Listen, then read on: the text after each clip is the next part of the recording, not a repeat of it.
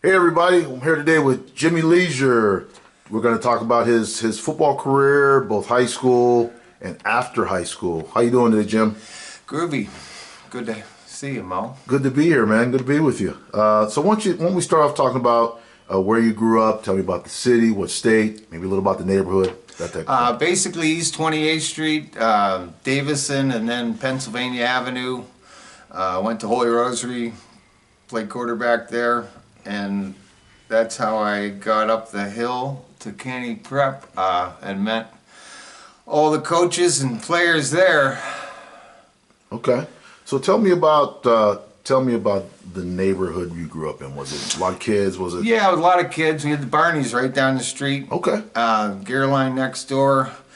So we had athletes, and then I guess I played football a lot. We played football a lot. Up on like 31st and Brandes. Okay. And we would play football like after school and then go to football practice. And Right. If it was still daylight, go back and play. Play some more. Tell me about your family. Did you grow up with both parents, brothers and sisters? Yes, two sisters. At that time, just one sister and one brother, 5-6 years behind me, and both parents. And it was nice. It was a very nice neighborhood on the east side. Okay. How did you end up getting into like official sports or like organized sports? Bay City for a couple years, and then I got somewhat, I would say, recruited by my cousin Dubik. Tommy Dubik was our coach with Macy and Buck and who am I forgetting? I'm forgetting the dude, Hooker. And they were our Holy Rosary guys. And just because I knew the plays, I think I got the quarterback job. Right. Any other sports growing up? No, I tried basketball. I made the team, but I think I got grounded. So you went to Canny Prep. Where was that located at, just for people who don't know where that was? I believe it's the 2000 block of East 38th. It's at the end of East 38th where Erie ends and Harbor Creek begins. Okay. Before Shannon Road. Right. It's just that the gymnasium is, I think, all that's left now. It's still there.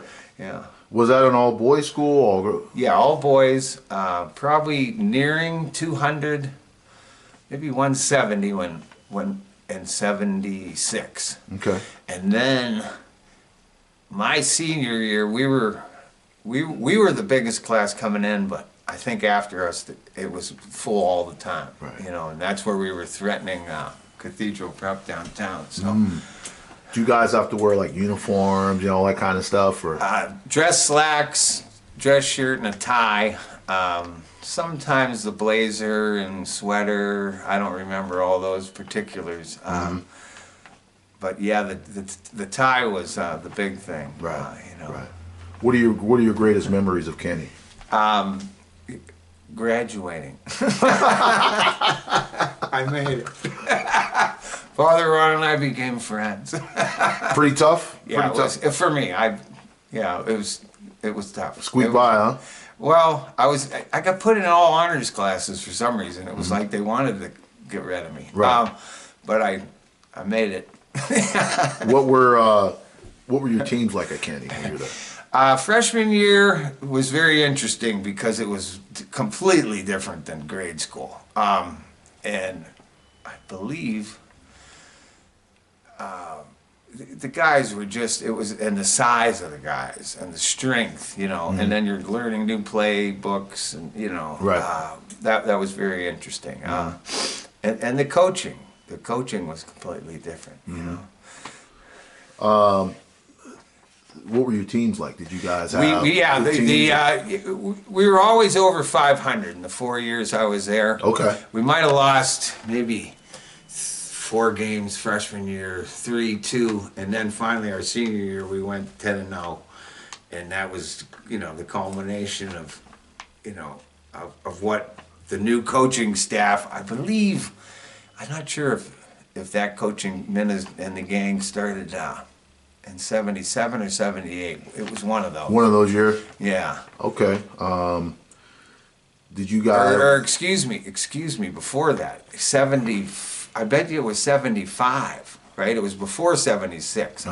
He was already there when you got there? Yeah, a couple years maybe. Okay. I can't remember exactly. Right. What was it like playing for, Mena's in the PA Hall of Fame. What's he like? What was it like playing for a guy like Mena? He was serious, but at that time, the whole coaching staff was perhaps a decade older than us. So it wasn't like he was the old man.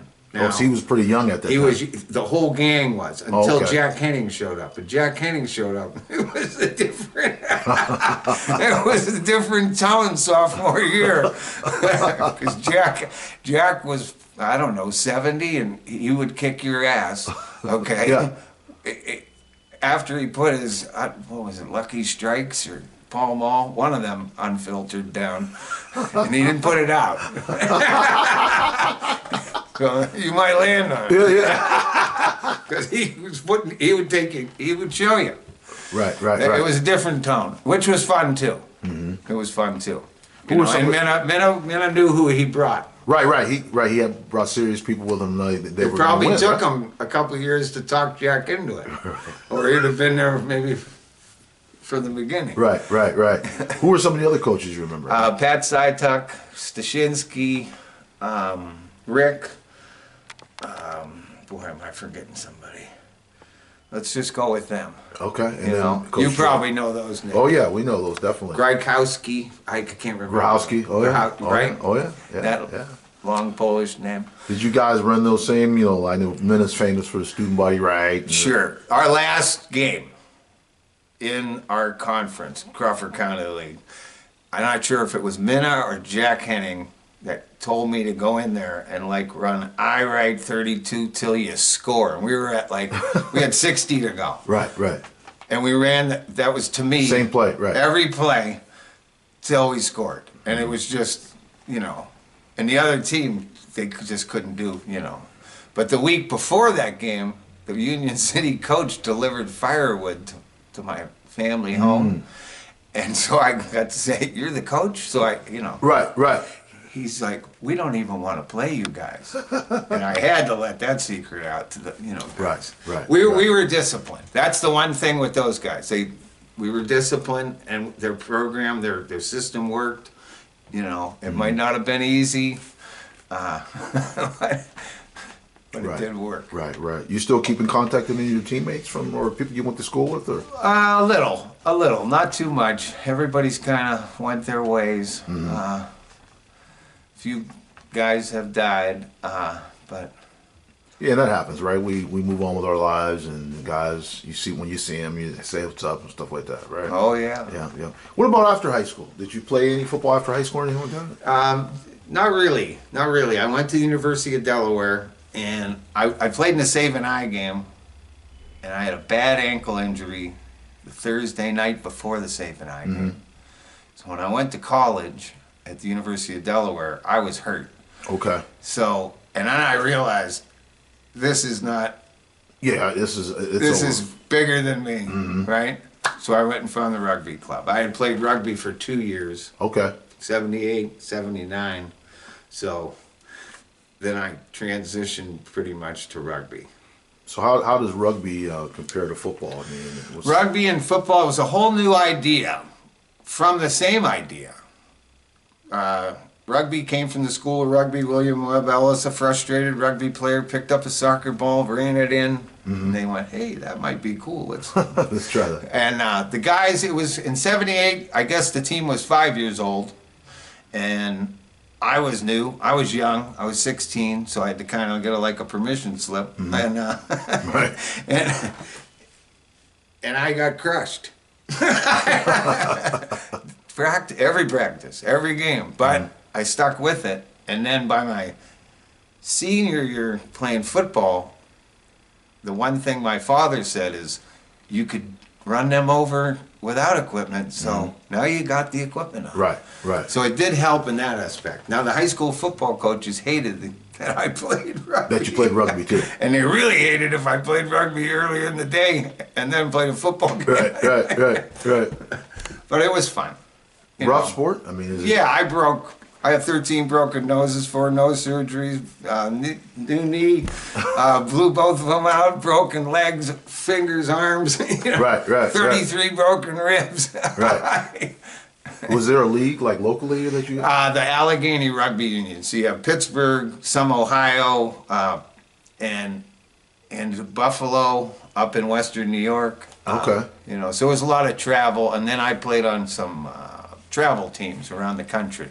Where are some places like, you played at? San Diego, Florida a couple times, Memphis, Nashville, you know, all the cities around in Ohio. And Right. it was a lot of fun. So when you look back at your football career, rugby career, what are you most proud of? What are some things you're proud of? The time I put in and the practices, enjoying the practices. That's what I tell the young guys now. When they take the equipment away, it's really hard to get it again. Right. You know? And now, like rugby even, it's hundreds of dollars. Where before it was 25, 35, you know. Right. dollars, Right. You know? Expensive. Oh yeah. And you still need the gear, you know, and that's still expensive. But it's, you know, appreciate, like in high school, really appreciate what's there. And, Right. no matter what game you want to play. Right. Anything you wish you look back and you're like, man, I wish I could did that over again. Wish I could have had that moment over again. Anything like that? No. I really don't have any regrets. You know, in rugby we just lost a lot. It was, you know, if losing builds character, holy smokes. Oh yeah. Now in football we won, but you know that's how it goes. Right. Both a small school and a small city team. You know. How many years did you play rugby? 22. 22 years. So 78 to like 2000. And I was done at the end. I mean, I could hardly You run, couldn't do it anymore. You know, and I run now, but it's like a baby giraffe who can't stop. It doesn't know how yet.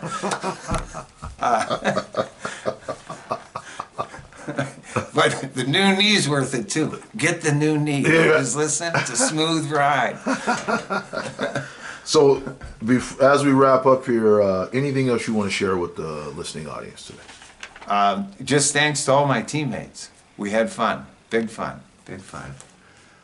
Once again, this is James Leisure, Kenny Prep grad and lifelong career rugby player. Erie Rugby Club. Thanks for your time today, Jim. Thank you.